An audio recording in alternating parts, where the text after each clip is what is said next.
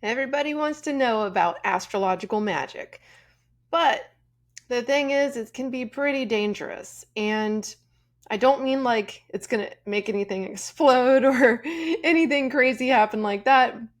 But it is something that it's like doing deep shadow work on steroids. Astrological magic. Welcome to the episode. I'm Brandy Joy.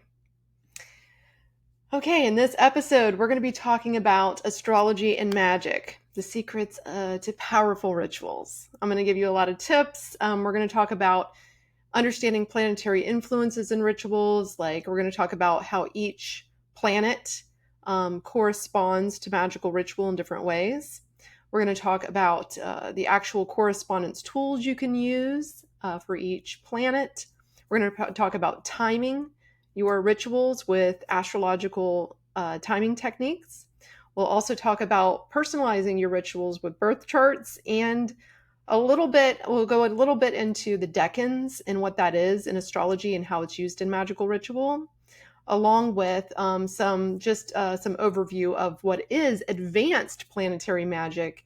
And that is the one that you don't want to mess with, especially at the beginning when you're just learning magic. You want to get used to doing the more basic like banishing rituals and stuff, and then you go through a whole process of invoking rituals with the elements and stuff. And then once you get yourself to a good grounded place and a place where you're you know what you're doing and you're pretty clear energetically, getting rid of some of the stuff that's kind of built up over the years, then you start doing the more advanced magic practices with astrology. Because again, this work can be very, you could say dangerous, right? It could be very dangerous in the way that, if you have some issues, right? You have some mental illness, you have some trauma, you have some things that bother you a lot of negative thinking or vices and things. Well, advanced planetary magic is going to bring things up to the surface, right? So we'll get into that a little bit later, but welcome. I'm Brandy Joy, and I specialize in breaking down complex esoteric subjects like tarot cards, astrology techniques, magical rituals into like easy step-by-step things. So I have a lot of courses. I teach almost every weekend workshops on these subjects. Check out my website, brandyjoy.com. You can also download the Lesser Banishing Ritual of the Pentagram guide there. I have a little guide, and also I have some fun quizzes on things like what is your psychic superpower. My background is I'm a psychologist, a martial artist, and an occultist, and an astrologer. So I have a big background of all kinds of things, even more than that. But yeah, welcome to my podcast. Let's talk about astrological magic. So the first thing I'm going to talk about is the planets, right? And their influence in magic and how you can use them in timing techniques and stuff. So let's go over each of the planets and how they affect your magic. But also I want to mention first that when you are doing planetary magic, or you're just doing like magic using astrology, one of the basic things that most people do when they get into astrological magic is they use what's called planetary timing techniques. In planetary timing techniques, what you do is you actually you can use a calculator online, a planetary calculator online. And the one that I like is planetaryhours.net. That's the one that I've been using off and on for quite some time, planetaryhours.net. There's other ones out there. You can just type it in Google, but that's usually the first one that comes up. But you can actually time your rituals during specific planetary hours, right? So if you want to do a Jupiter ritual, right, and you want to pull in the meaning of Jupiter into your ritual and use that energy, you would do your ritual during the hour of Jupiter. Okay. And if you go to planetaryhours.net, you can see all you have to do is put in the date and everything. It'll show you the hours of the day. Like at 6:35, it's Jupiter until 7:35. And then it turns, and it's in Chaldean order. So I won't go into that order today, but they do use that order typically in timing techniques. So anyways, that's the first thing. The other thing is with timing is you can do it during the day of the week that corresponds. So, for example, Monday is Moon Day, right? So when you want to do moon rituals, you could do them on Monday, and then you would look up the hour that the moon is. You go to planetaryhours.net and you look at the hours that the moon is part of the timing of that day, and you can do your ritual at that time. And when I've done this technique, when I've used timing, it usually works really well. So the magical rituals are more enhanced. You usually see more results this way. So timing your rituals is really good. So you can go through each of the 7 days and you can look that up, or you can take one of my classes on this stuff. But it's usually like, Monday is Moon Day. Of course, Sunday is Sunday. Saturday is Saturn Day. Friday is Venus Day. Yeah, so Wednesday is Mercury, Thursday is Jupiter, Tuesday is Mars. Trying to remember. Yeah, I think that's right. Anyways, you can also, if you want to do rituals focused with the zodiac signs, you could also do that. So for example, during the time of what we call the season of Aries, when the sun is going through Aries, and that's about around March 20th, 21st, till around April 19th, 18th, depending on the year. When the sun is in Aries, right? That's Aries season, and you could do Aries rituals.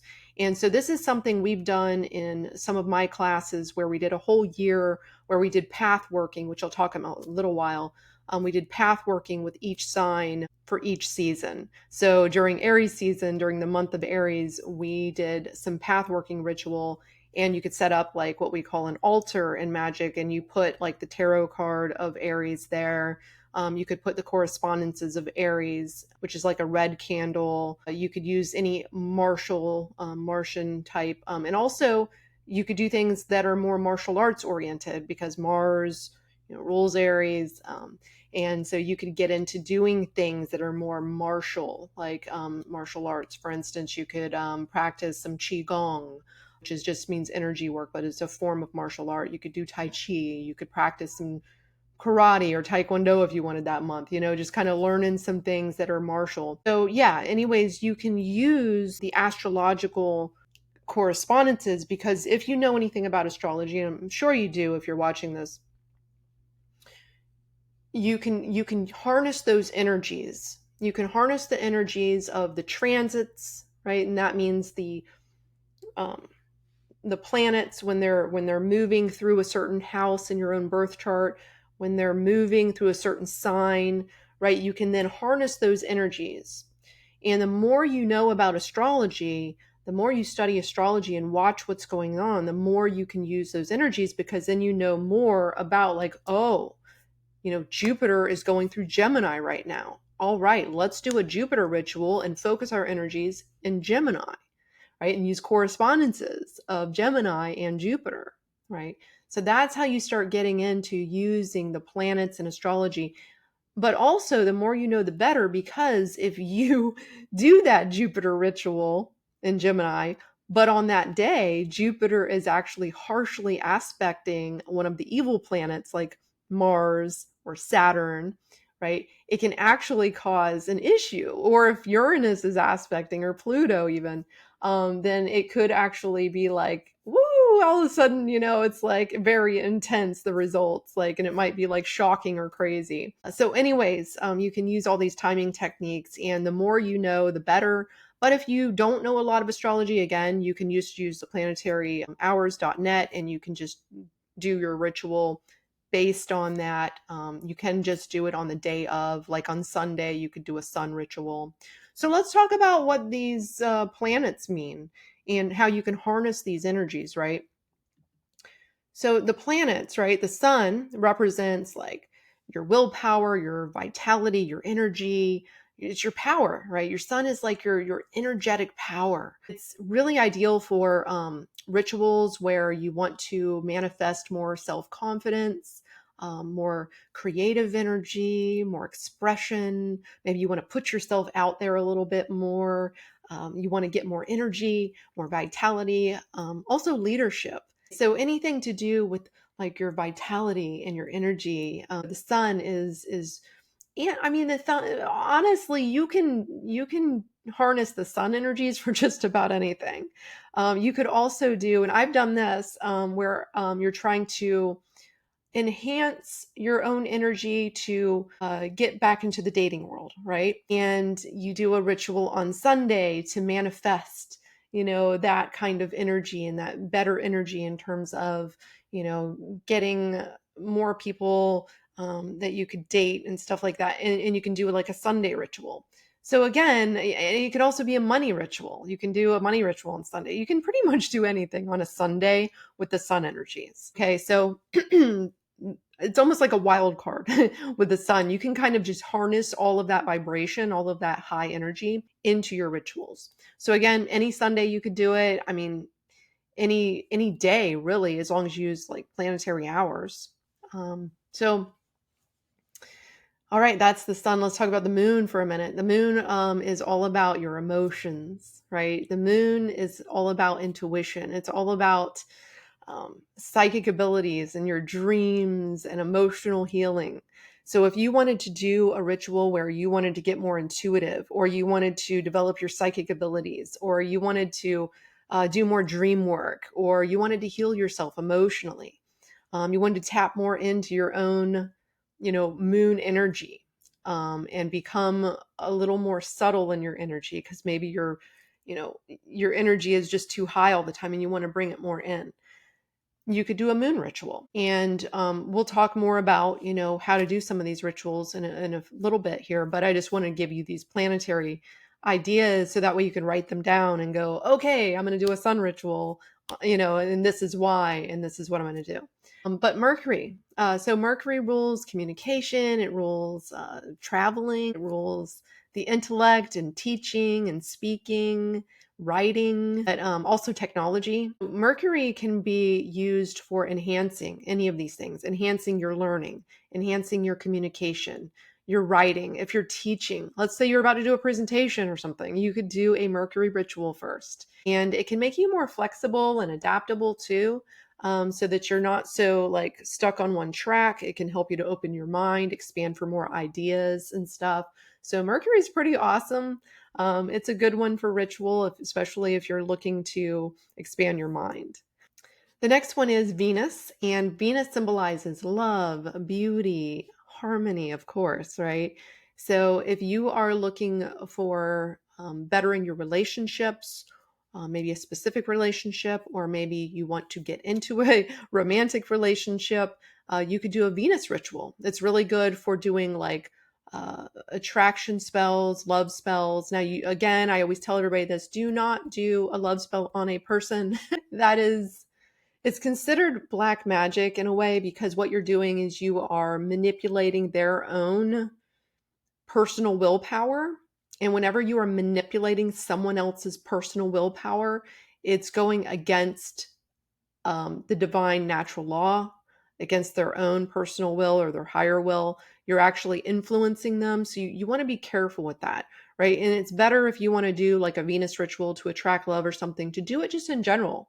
And you could say something like, whoever's for my best highest good, and this is what I'm looking for. And, but don't do it on a person.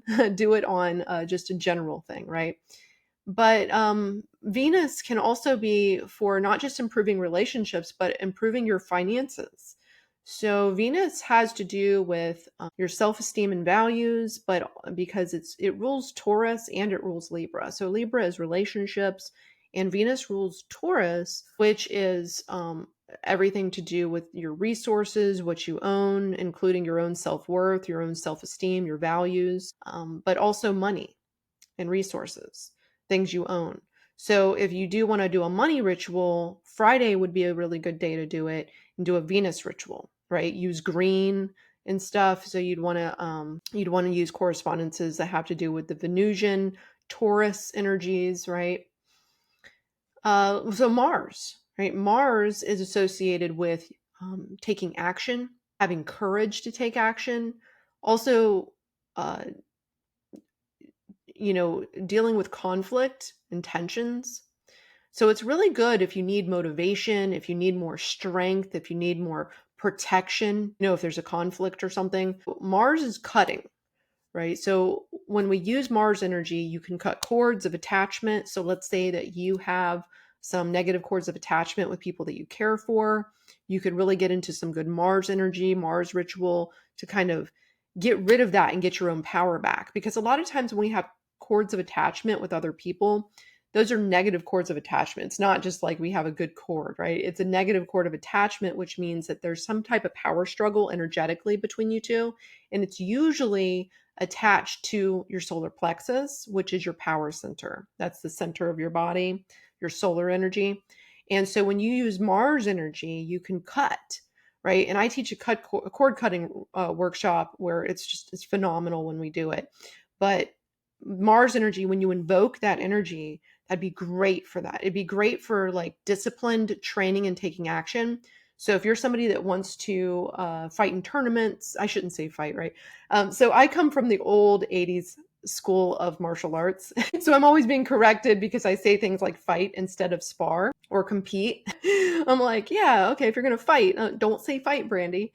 Let's say something a little bit more correct to today's language, which is spar. So you're going to go spar or, compete in some tournament, or maybe you're actually a warrior, a soldier that you have to go into battle or something. And you could invoke the Mars energy. It provides you more strength and more protection and more motivation, right? But also it's a great energy for discipline. Saturn is more discipline, but Mars, when you invoke Mars and you are somebody that is practicing discipline, like you are a martial artist, you are a soldier, you're using that energy in a productive way, you can invoke more of that Mars energy to do just that. But if you did want to invoke both Saturn and Mars, because let's say Mars is courage and action and power, but then you have, Saturn, which is discipline and control, you could invoke both of those together. They're both the malefics, but they kind of counterbalance each other. So Mars is hot. It's fiery, right? It's heat, it's fire. And then Saturn is like ice, right? Saturn is like ice, it's cold, it stops things, it puts blocks on things, it makes you pause. And then Mars is go, go, go. So you see how these can actually counterbalance each other when they come into aspect. And so if you wanted to invoke both, it would be a good thing to do for like if you had to go into battle, right? Or you wanted to be like, you want to do really good martial arts or training or physical work, right? You want to do something physical. You want to work out harder, right? Mars and Saturn together would be really good for that discipline of action. So yeah, everybody's like, oh, those are the two malefics, right? But when they come together, they actually counterbalance because fire and ice, right? Anyways, I know that's a little controversial for some people, but Jupiter is it's really one of the favorites, right? Jupiter is one of the favorites of the planetary influences because it is a benefic, meaning it's a lucky planet, more of a perceived good planet. Jupiter expands things, so Jupiter can also be malefic as well. It can do malefic things. Any of these planets can. If, for instance, let's say it's going through your seventh house of partnerships and you're in a business partnership and then you realize you need to cut off that business partnership, right? Or maybe it's going through your seventh house and you end up getting a divorce because it's for your better good to let go of that relationship, right? So Jupiter, yeah, it brings good stuff, but you might not perceive it as good sometimes. But anyway, Jupiter represents expansion, abundance, and luck, and it's really good for if you want to do rituals that involve like any type of growth, any type of, pulling in more abundance or expanding some kind of energy, getting more wisdom about something, getting truth about something. You can actually use these planets together, invoke two planets or invoke a planet with a sign to get more detail with it. So Jupiter, you can invoke Jupiter along with, like, for instance, the moon. You want to expand your intuition, right? Or Jupiter in Cancer. Let's say you can invoke the energies of Cancer, which is, ruled by the moon, which has to do with your intuition and nurturing and self-healing, and then Jupiter, right? So you can invoke both of those. All right, we're almost done with the planets. Okay, so Uranus. Uranus symbolizes changes, shocks, upheavals, revolutions and freedom, innovation and invention. Right. So it's really good at, if you need a breakthrough on something, you could invoke Uranus to have a breakthrough on something. If you need more creativity, or maybe you need to, invent something, come up with some ideas. Uranus would be a good energy for that. If you need to create change in your life, Uranus is all about change. All right. So Neptune is associated with everything from illusion and dreams to spirituality. It's really good for, it's similar to the moon, where you could actually work on your spirituality, your intuition, spiritual growth, your creativity with Neptune rituals. Yeah, Neptune is it's a very spiritual, it's beyond watery. It's more like etheric or astral energies. So finally we have Pluto, and Pluto represents power in the form of transformative power and rebirth, like going through major transformation, going through like that phoenix energy, which is, burning down the old and taking on the new. It's really good for if you want to do some deep transformative work, some psychological work, some psychological healing, some shadow work.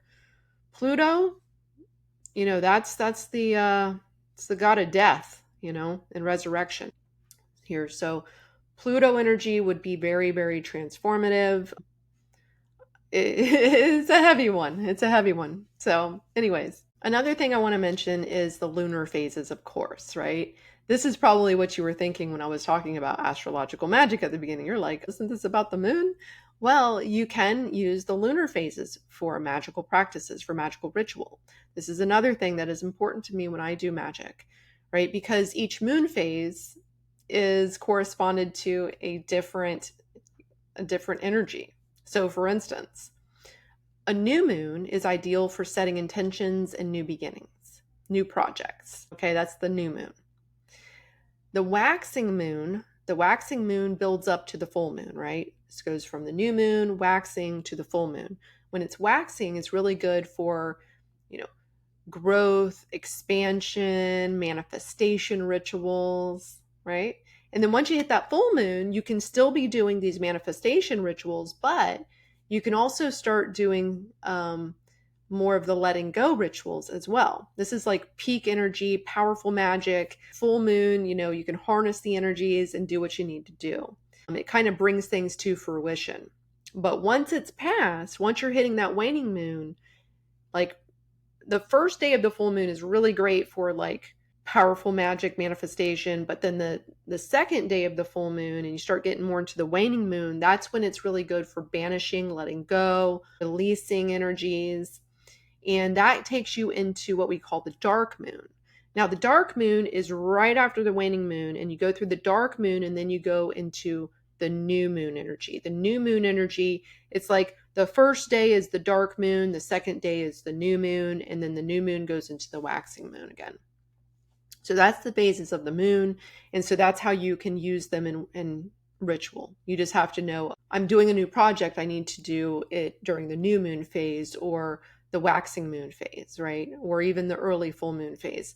But then if you're releasing something, letting go of something old, whether it's a relationship or an idea that you had in your head, a belief system, whatever it might be, again, you would do the second day of the full moon through the waning moon, dark moon.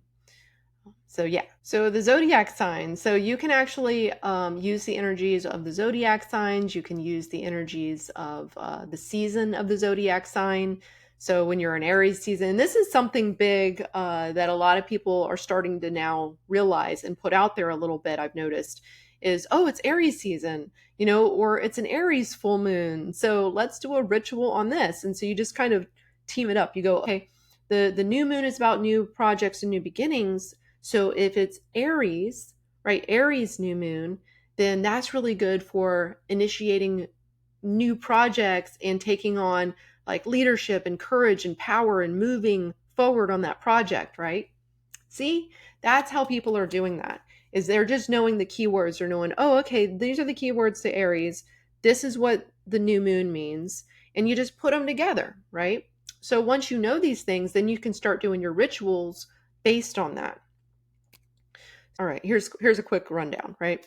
So Taurus is good for creating like stability and abundance, money, that kind of stuff, your home, anything that's like physical. And Gemini is good for communication and learning, um, anything to do with teaching or speaking. Cancer has to do with home, family, emotional healing rituals. Leo is good for creativity, expression. So if you need to express yourself or speak up about something, Leo would be a good time to do that, to learn how to put yourself out there a little bit more. Maybe you want to put yourself out there online, or you want to do some workshops. Leo would be good. Confidence, for example. Virgo is really good for working with your health. I've done some rituals with Virgo energy for health, and it really, really helped. So it helps you to kind of figure out what the problem is, or all of a sudden you find somebody that figures it out for you, whereas you might have went through years of not knowing what it was. So Virgo can have to do with health. It can also have to do with like cleaning up your environment and organizing. If you want to like clean your house, reorganize your house, something like that. It's also good for just like your day-to-day, work. So if you have a job or your day-to-day habits, or maybe you're a housewife or husband or whatever it might be, Virgo energy can help you kind of figure out better routines. Libra is really good for relationships, anything to do with love and relationships, beauty as well, because Venus has to do with beauty. Scorpio is really good for deep healing and protection rituals. Sagittarius is good for rituals involving travel or higher learning, belief systems, finding out truth.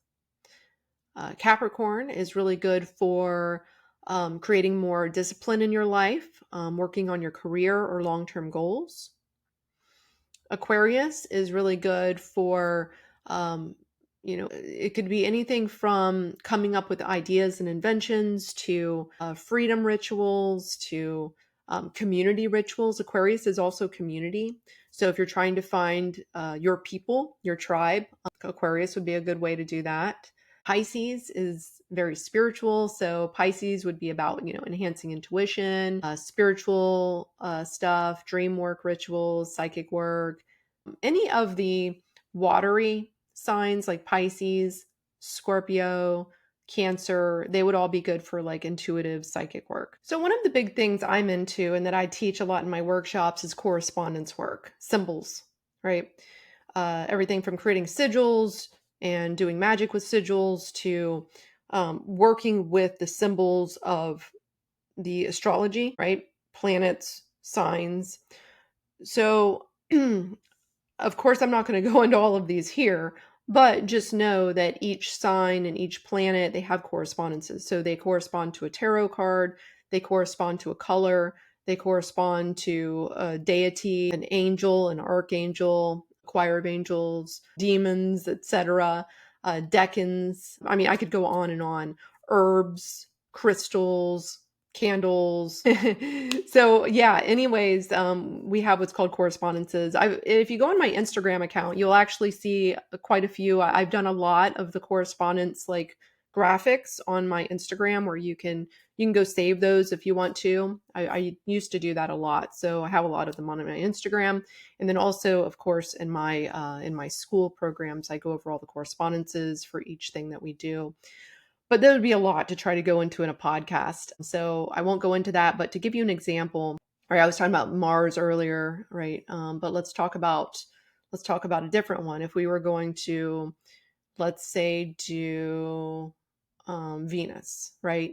So Venus is emerald green, corresponds to the heart chakra, corresponds to the Empress Tarot card, corresponds to the number 3, corresponds to Taurus, corresponds to, gosh, just keep going, earth element, and any of those symbols. So a symbol for the earth element, you could do the symbol for Venus, right, which is like a circle and a cross. And each of those has meanings, right?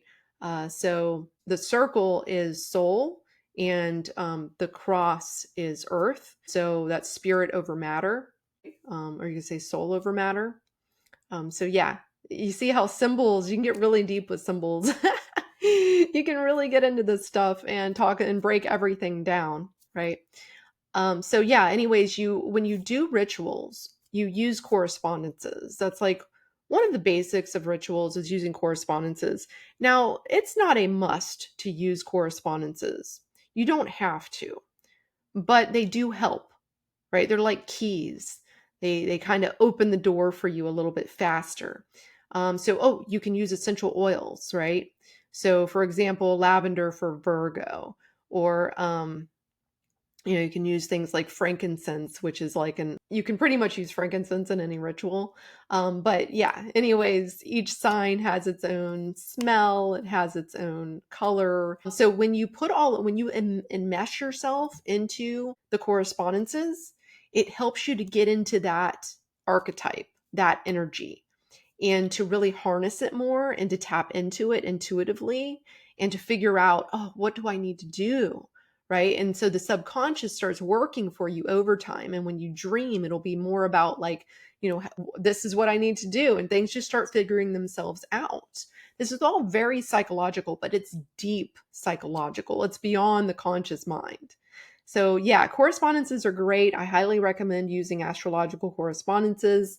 Another thing you can do is you can do personalized rituals with your birth chart. So the way you would want to do this is you would want to look at your birth chart and you would say, my goodness, right? I have a progressed moon in Virgo right now. So I need to focus a lot of my energy into my progressed moon, because progressed moon is all about like where you are focused. It's where you are emotionally focused in life and what's going on in your life, progressed moon. And so if it's in Virgo, it's about you kind of coming into yourself, right? The Hermit Tarot card. The Hermit Tarot card is Virgo, right? So you can see how you can start, when you go, oh, okay, this is what's going on. And so now let's take the tarot card that corresponds to that, and now let's do some path working. Let's jump into that tarot card and start meditating on it, right? That's what path working is. It's where you go into deep image meditation, which I'll talk to you about in a little while. But anyways, you can use your birth chart and you can tap into things like your progressed moon.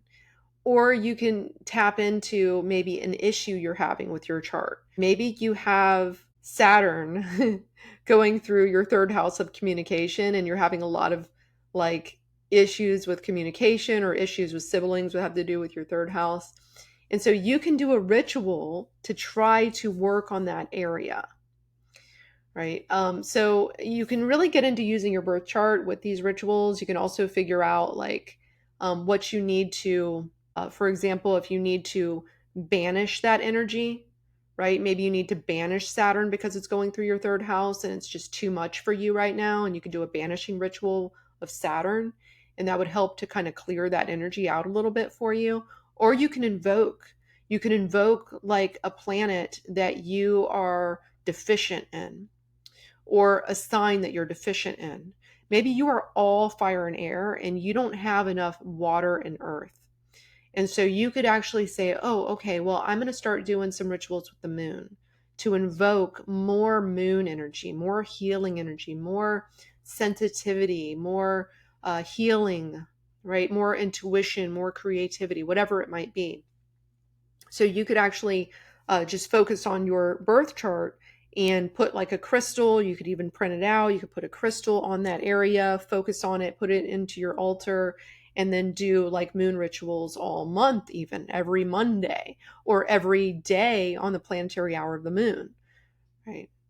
So before I go any further into this stuff, I'm going to tell you how to do rituals. Okay, I'm just going to give you a little basic rundown real quick.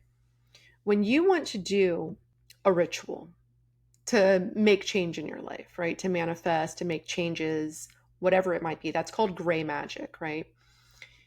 You want to go through a process. And I teach this process over and over to people. The first thing you want to do is you always want to do a divination first. Okay, that means you need to pull a tarot card, do a contemplation ritual and contemplate that tarot card, or maybe use a pendulum, whatever your divination tool is that you like to predict. You'd want to do that first. And I myself love tarot. So for me, I just pull the tarot card. And does that tarot card say, yeah, this is a great idea? Or is it telling you, you might not want to do this ritual right now, maybe not today? So I always pull the tarot card. That's the first thing, right? Once you do that, you want to do a clearing ritual. Lesser banishing ritual, the pentagram. If you are into magic, if you are interested in magic, that is the basic high magic ritual that creates a circle, the magic circle. It clears your energy, it clears your mind, it helps you to start tapping into an altered state, right? So lesser banishing ritual, the pentagram. Again, if you don't know what that is, I'm actually the first person that did it publicly on YouTube. I did it back in 2015 or 16. I remember at the time, it was always like a big no-no to show your magical tools or your magical processes. If somebody else did it, I would love to hear from you before me, because I've done it a couple of times on YouTube now. I have 2 demonstrations on there, and then I have like an explained process, a walkthrough, and then I have more of a breakdown in my school program of all a bunch of rituals. So anyways, it was a big no-no back then that you don't do that. You don't show people that stuff because that can influence your energy and everything. And I went, I'm a martial arts teacher. I'm a dance teacher. I'm a teacher at the university. I have always taught. That's what I do. And that's what I was told by spirit to do. And all of these people I knew I was teaching this in workshops, but I wasn't doing it out, because I was told not to. But then we were doing it in the OTO and stuff, of course, the Order of the East Temple. We were doing it, in our groups. But the public was always struggling with it. And people out there that needed to be able to do these things because it changed my life, right? I wanted to share it with people. And so I just went into my meditation room. I turned on my camera at the time and I just did it, right? And when I did that, all of a sudden later, it took a while, but then all of a sudden you started seeing some other people put it out there. And they were like, I guess I can put this out there. And I thought that was cool. So I'm glad that people are sharing more now. In fact, before I taught the Rose Cross ritual in my school program, I used to tell people to go on YouTube and watch other people do it because now you see people doing this, but now I have it broken down for everybody. So anyways, let's get back to the process of ritual. So that's the first thing you do. You do a divination, and then you want to clear your energy with some banishing, right? We call it banishing. You can call it clearing if you want. But what you're doing is when you do the lesser banishing ritual, the pentagram, you are clearing your energy, clearing your consciousness, clearing your area. And so you're creating a clear area, right? So you can either do it standing in place, and that's more clearing your aura, or you can walk around your room and do it and actually walk, and make a whole space, the circle. And you can go as far as you want, right, to create your circle. But the other thing it does is it actually expands your energy. It expands your aura, right? And then you want to do some other things that create more energy. So these are called more invoking rituals. We do middle pillar ritual. I have that on YouTube as well, if you don't know what that is. That's where you're working with pulling more energy, invoking more energy light into your body. And then you can do things like circumambulation rituals where you're invoking and moving energy into a circle. There's many different ways to do that, but you can also do what's called the circulation body of light ritual. And that one is really good for going deeper into an altered state. Again, I'm not going to go into detail on this stuff on this episode, but I have videos on this stuff everywhere. Well, anyways, once you invoke, right? And another thing I like to do is I like to do some Qigong exercises.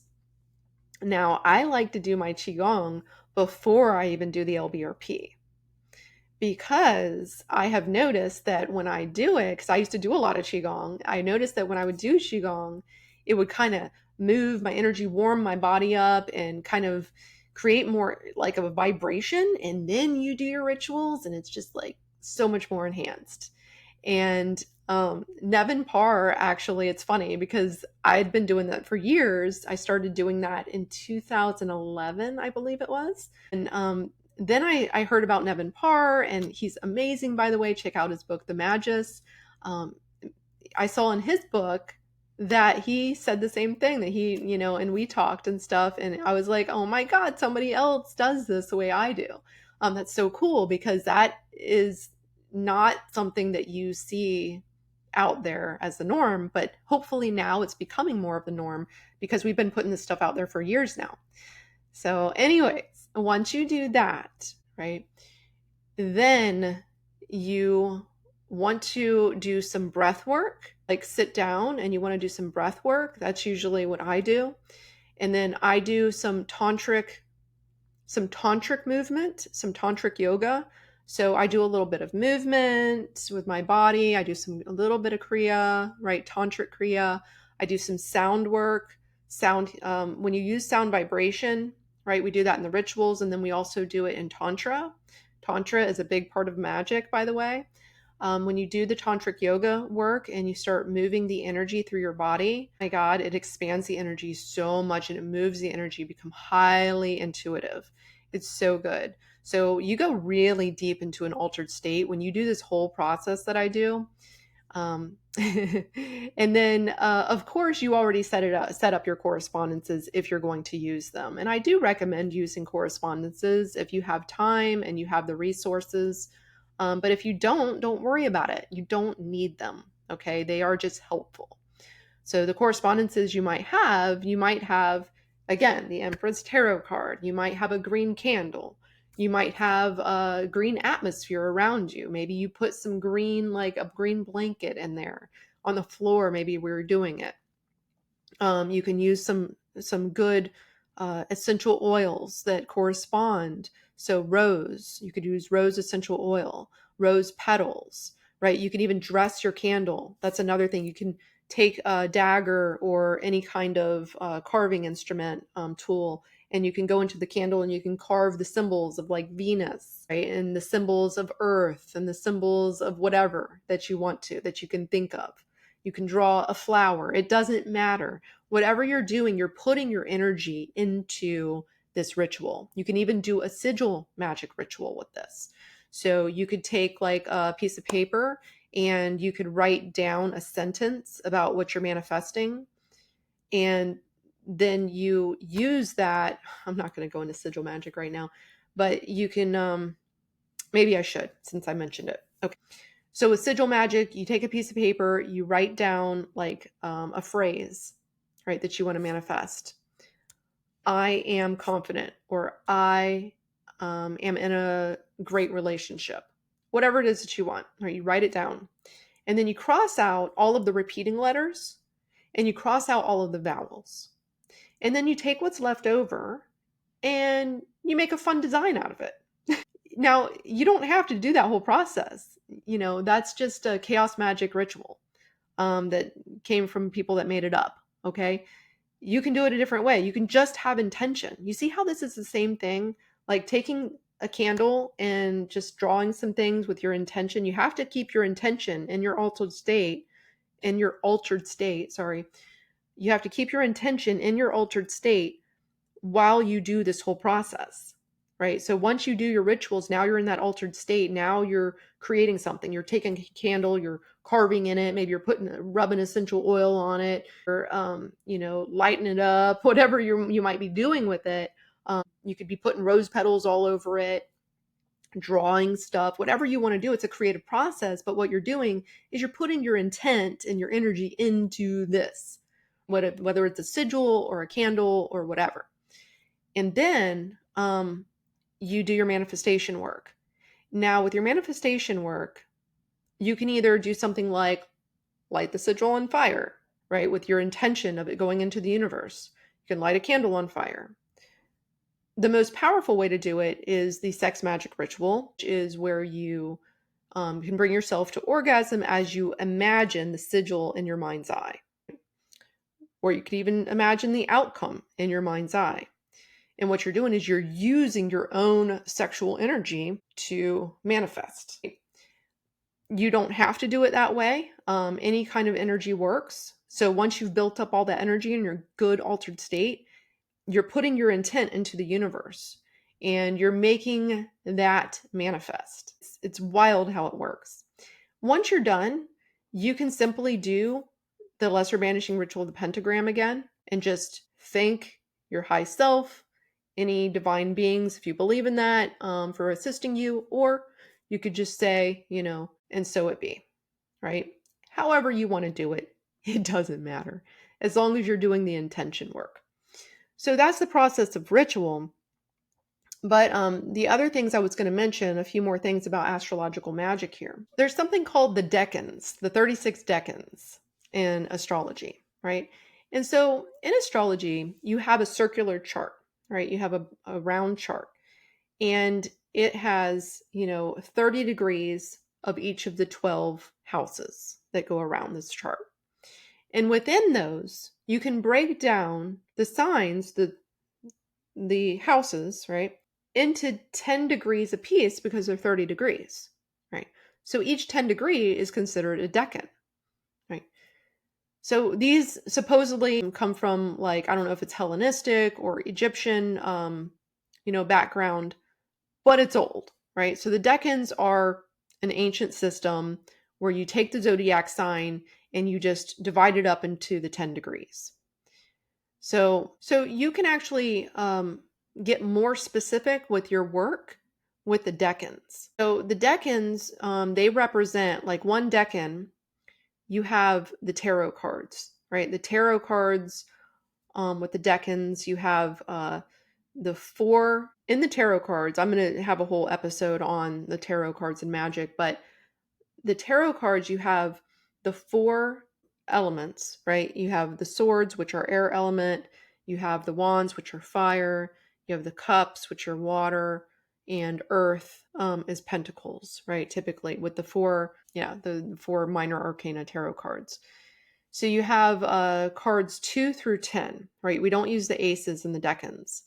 We use 2 through 10. So for example, when you look at the first decan of Aries, so if you look at the chart and you put Aries at the first part, right, because it's the natural ruler of the first house, right?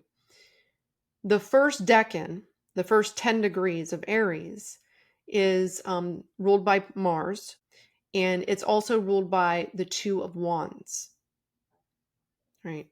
So the 2 of Wands is a tarot card, and so you can see it goes 2, 3, 4. So 2 of Wands, the second decan then is 3 of Wands, the third decan of Aries is the 4 of Wands. So because the wands are fire, it corresponds to Aries in the first house. Well, the next fire house is Leo, the 5th house. So now we go back to the wands, right? We had 2, 3, 4. Now we have 5, 6, 7. So 5 of Wands, 6 of Wands, 7 of Wands are in house 5. And then finally, right, you have Sagittarius, which is the 9th house. And that would be 8, 9, and 10 of the wand cards. 8 of Wands, 9 of Wands, 10 of Wands. So that's how you correspond the tarot cards into the astrology chart with the decans. But each decan has an angel, a deity, tarot card, and you can do talismanic magic. In talismanic magic, you can create amulets or talismans, right? So talismans and amulets can be created with planetary magic. I actually did a talismanic ritual myself. I've done a few of them, but I remember the one that was very profound was astrological, and it was talisman for health. And I was sick for years with a certain problem that no doctor could figure out. And then all of a sudden, when I did that ritual, the answer was found. Yeah, very quickly. So talismanic is primarily used to attract like positive influences into your life, like more luck, more blessings, more healing, more courage, more love, more whatever. So talismans attract. And then we have amulets. Okay, amulets are to protect. They protect you against harm, negative energies, any threats, and they're worn as jewelry or carried in like your pocket or a bag to protect you. So you can use, so the one that I created, I remember I used silk. It was I used some really ancient an ancient book, an old book of magic, and I really went in detail and spent like hours on this talisman, right? But I used silk, and I did sigils and everything. Spent a lot of like, I did, probably hours of ritual and stuff on this thing, and it worked fantastic. So you see, what you're doing is you're creating energy, you're clearing the energy, you're creating energy, you're invoking energy, you're putting all of your energy, all of your intent into this thing, right? And for me, I did, I think I wore it or something for like a period of time, right? So you can wear these things, and they can help to kind of pull energy to you or to protect you. You probably have even maybe had one before. Anyways, you can use the decans. You can go into detail and look at the decans and use them to create talismanic magic. And so all you have to do is you go into the correspondences of the decan, right? So you could say, for instance, okay, let's say I need like to take more initiative. I need to take on more of a leadership or ambitious quality. Well, I mean, the best one for that would be the first decan of Aries, Mars, right? And the Two of Wands. So fire element, right? And using the Greek god of war, Aries, and really getting into this whole idea of invoking that kind of energy into your life.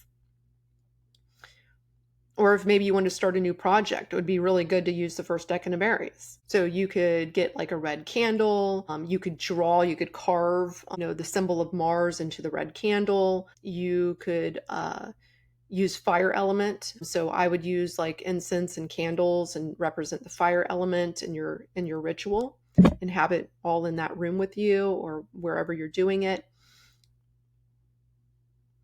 You could create like you could also bring in like something that symbolizes your goal, whether it's the tarot card Two of Wands or another tarot card that really represents what you want. Maybe you want to manifest new money from a project, so you could put the 10 of Pentacles there too. Any kind of deity that you would associate with what you want.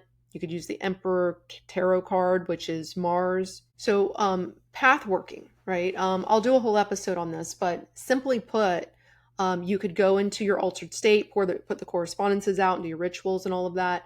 And then you could put the tarot card, like the Emperor, in front of you. And what you do is you would put it up in front of you and you would scan the card. That means you would look at it from the top left to the right, and you would just scan back and forth until you can see that tarot card in your mind's eye. You stare at that card until you can see it in your mind's eye when you close your eyes, and you can see good details in it. And you just visualize that card and you stay with that card, and then you step into that card, and you can either become the Emperor in that tarot card, or you can just step into it and explore. Like you create a whole reality in that card, right? And you meditate on it. And you do this like guided visualization where you allow it to happen. So that is a big part of magic and magical ritual is path working, because you get answers that way. and you can invoke more of that energy, and you can talk to the deities in that card. You could talk to the emperor, you could visit the emperor, you could become the emperor and see what comes through you. And that work can be very powerful. I love path working, by the way. Anyways, it's super fun. So we do a lot of that in my school programs. Okay, so the last thing I want to talk about is the advanced planetary magic. I'm just going to briefly mention this. So advanced planetary magic, because the reason I'm briefly mentioning this is because if you don't already know this stuff, you shouldn't be doing advanced planetary magic. Okay. Planetary magic, like working with what we call the hexagram rituals in high magic, is where you invoke planets. This invoking of the planets is a higher level work, and it requires like a strong inner foundation before you want to do it. You're becoming like a master of your inner self. Are you ready for that? Are you ready to be a master of your inner self? If you are, sure, planetary magic is for you, but I suggest going through the elemental work first, right? In magical practices, if you are into like going through alchemical magical practices, where you are doing white magic to become your highest, best self and to live your right path in the most intuitive way, you want to go through a process of first learning banishing, and then just invoking, and then go through the elemental clearing, and then you do planetary magic. Because in planetary magic, you're working with the planets to get in touch with your higher self so that you live in a higher state. Your ego is lower, you're less reactive. And when you become less reactive and you've done a lot of your clearing work, now you can start working with these archetypes, because you're working with your own virtues, your own vices, your own belief systems. You're reprogramming yourself. And you've already been doing that. If you do the elemental work, the elemental magic, you're reprogramming yourself, right? And these have to do with your personality. These have to do with your character, your behaviors, your state of mind. So this is everything to do with your beliefs and your morals. This is life-changing work. It's very high-level shadow work. So you're working to overcome your limitations that prevent you from really evolving to your highest path. Okay, so I just wanted to just quickly tell you that there is something called advanced planetary magic. You get into the hexagram rituals with it.